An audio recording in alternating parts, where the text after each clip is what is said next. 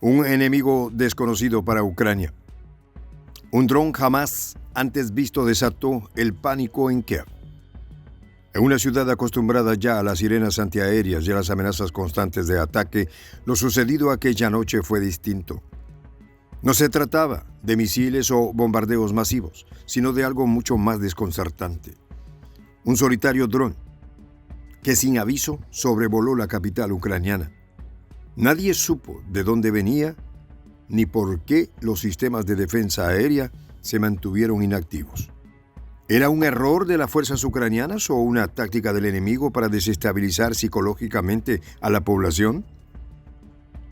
Lo cierto es que el dron, con sus maniobras precisas y su avanzada tecnología, sembró un nuevo tipo de miedo. Kiev quedó paralizada, incapaz de reaccionar ante este enemigo desconocido. Un presagio de la sofisticación tecnológica que Rusia había desplegado, pero ¿y si no fueron los rusos? Los detalles, a continuación. ¿Quieres saber cómo se puede fundar la patria grande? Mira el final del video. Un dron desconocido desató el pánico en Kiev. La capital ucraniana quedó sumida en el terror cuando un vehículo aéreo no tripulado comenzó a sobrevolar sus cielos, sin que las defensas aéreas hicieran ningún intento por derribarlo. Las sirenas de alarma antiaérea resonaban con fuerza, pero la inactividad de las fuerzas ucranianas ante la presencia del dron dejó a todos preguntándose: ¿qué clase de amenaza es esta? La respuesta seguía siendo un misterio. Kiev se preparaba para lo que podría ser un ataque masivo, pero no llegaba ningún misil ni proyectil, solo el zumbido inquietante de este intruso silencioso. Los primeros informes procedentes de la misma Kiev hablaban de la confusión reinante entre la población y los expertos militares. Nadie podía identificar claramente el tipo de dron que surcaban los cielos. Las imágenes difundidas por los lugareños mostraban una máquina enigmática, sin ninguna señal clara de qué país o fuerza la operaba. En medio de la incertidumbre, surgieron teorías de que podía tratarse de un Geranium ruso o su versión más ligera, el dron de reconocimiento Gerbera. Según el canal de seguimiento Crónicas de Geranios, el dron había ingresado desde la frontera con Bielorrusia, esquivando las defensas ucranianas hasta llegar a Kiev. Sin embargo, los sistemas de defensa aérea ucranianos que habían fallado en derribarlo quedaron en silencio, como si hubieran decidido que no valía la pena gastar un misil en él. La falta de respuesta activa por parte de las defensas aéreas de Ucrania reflejó no solo la confusión táctica, sino un temor aún más profundo. Este dron podría no ser un simple avión no tripulado. Las Fuerzas Armadas ucranianas, sorprendidas por la aparición del dron, lo declararon inicialmente como un kamikaze ucraniano, perdido en su propia ciudad. Pero más tarde comenzaron a circular otras versiones que sugerían algo mucho más alarmante. La distancia del dron era considerable, pero sus maniobras revelaban una tecnología avanzada que recordaba al famoso S-70 Okhotnik ruso, un dron cazador capaz de desplegar bombas desde grandes distancias. Los informes acerca del S-70 no eran nuevos. De hecho, se había hablado mucho en ambos lados del conflicto sobre este dron, cuyas capacidades lo convertían en una pesadilla para los adversarios de Rusia. Su uso energético para lanzar bombas desde posiciones seguras lo hacía un arma mucho más eficiente que la aviación tradicional, y su precio, aunque elevado, justificaba su despliegue en misiones clave. Sin embargo, la confusión aumentó cuando se supo que uno de estos drones había sido derribado no por el enemigo, sino por las mismas fuerzas rusas, utilizando un misil Iskander para evitar que las tecnologías avanzadas cayeran en manos ucranianas. La caída de un S-70 en manos de Ucrania había suscitado gran interés en el enemigo.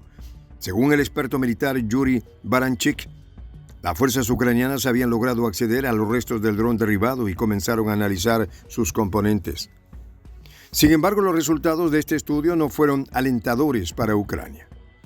Entre los restos del S-70 se encontraron fragmentos de una bomba planeadora UMPBD-30, un arma con un rango de uso superior a la de su predecesora UMPC. Esta bomba, utilizada por los drones Okhotnik, era capaz de realizar ataques profundos en territorio enemigo, como se había demostrado en recientes incursiones en la región de Zaporozhye, en la retaguardia ucraniana. El temor ante la presencia de estos drones no se limitaba solo a Kiev. Las zonas de Odessa, Kharkov y Sumy también habían sido blanco de intensos ataques por parte de las fuerzas rusas. La infraestructura portuaria de estas regiones había sufrido daños considerables y la incursión de drones rusos en el espacio aéreo ucraniano se había convertido en una estrategia clave para desestabilizar al ejército ucraniano. Cada nuevo ataque generaba mayor caos y los informes sobre la efectividad de los drones rusos en estas operaciones se multiplicaban. El ataque en Kiev, sin embargo, destacaba por su carácter singular. A pesar de las alarmas antiaéreas y la expectación general, no hubo una reacción significativa por parte de las fuerzas de defensa ucranianas. Este silencio era revelador. O bien, no sabían cómo lidiar con el dron que se enfrentaban a una amenaza mucho mayor de la que querían admitir públicamente. La idea de que Ucrania podría haber perdido la capacidad de respuesta efectiva ante este tipo de tecnologías avanzadas planteaba serias dudas sobre la capacidad del país para defender su capital. Las especulaciones sobre el origen y propósito de este dron no tardaron en circular. Algunas fuentes sugerían que el dron podría estar realizando labores de reconocimiento en lugar de un ataque directo. Esta teoría se sustentaba en el hecho de que no hubo explosiones ni reportes de daños materiales en la ciudad. Sin embargo, el simple hecho de que un dron no identificado pudiera sobrevolar Kiev sin ser interceptado era una clara demostración del poderío tecnológico ruso y de la incapacidad ucraniana para contrarrestar este tipo de amenazas. En medio de este caos, los canales rusos como Crónicas de Geranios y Military Observer seguían de cerca la situación, aportando detalles que echaban por tierra la narrativa oficial ucraniana. Para Rusia, este episodio no solo representaba un éxito táctico, sino también un golpe psicológico que desmoralizaba a las fuerzas enemigas. Kiev, la capital simbólica del poder ucraniano, había sido humillada por un solo dron. Mientras tanto, los líderes militares ucranianos se enfrentaban a una difícil realidad. Su infraestructura defensiva estaba colapsando frente a los avances rusos. El uso de drones por parte de Rusia había cambiado las reglas de juego en el conflicto. Estos vehículos no tripulados ofrecían una ventaja estratégica que las fuerzas tradicionales no podían igualar. Su capacidad para penetrar en el territorio enemigo, realizar misiones de reconocimiento y lanzar ataques precisos desde largas distancias, todo sin poner en riesgo la vida de los pilotos, los convertía en una de las armas más temidas del arsenal ruso. A medida que la guerra avanzaba, Ucrania se encontraba cada vez más incapaz de contrarrestar esta tecnología. La confusión en Kiev crecía conforme pasaban las horas. Mientras algunos expertos discutían la posibilidad de que el dron fuera ucraniano, otros sugerían que podría tratarse de una nueva táctica rusa destinada a sembrar el caos y la desconfianza entre las fuerzas ucranianas.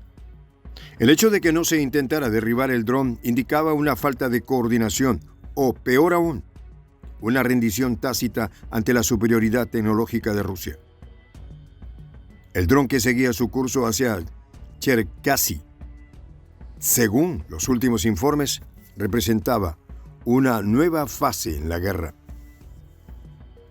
Una fase en la que la tecnología y la guerra psicológica cobraban mayor protagonismo que las tradicionales batallas de infantería o los bombardeos masivos.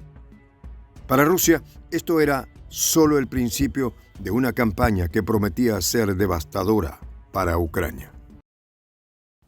En esta comunidad nos juntamos para, por ejemplo, conversar, interactuar, tener puntos de idea distintos, pero, por ejemplo, también tenemos un club de lectura donde leemos fragmentos de libros que consideramos que son importantes para crecer intelectualmente. También, por ejemplo, hacemos algo como lo que hace nuestro amigo el jefazo ahí en Bolivia. Les cuento la experiencia que me parece fascinante. Él tiene un restaurante ahí en Bolivia. Y en ese restaurante, ahí viene lo que tiene, un televisor. Y ustedes dirán, pero qué impresionante, ¿en qué contribuye que un restaurante tenga un televisor ahí en Bolivia? Una cosa muy importante, porque él, cada vez que abre su negocio, prende su televisor y pone los videos de Prensa Alternativa. Con eso, todos los días, poco a poco, con pasos muy concretos, él hace que toda la gente que vaya a su restaurante vaya insumiendo el concepto de la patria grande. Y así, pasito a pasito, estamos construyendo la patria grande.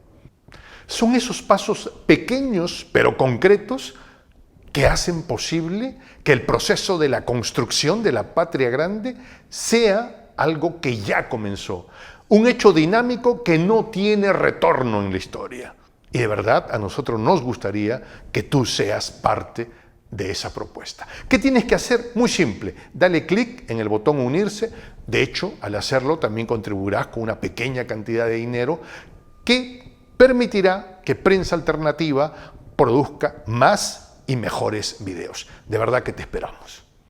La patria grande se va a construir cuando tú y yo y toda la gente de buena voluntad de América Latina y el Caribe comencemos a ser comunidad.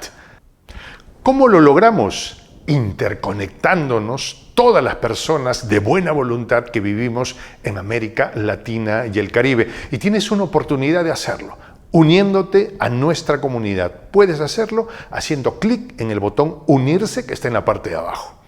Soy el J, Juan José del Castillo, director del canal Prensa Alternativa.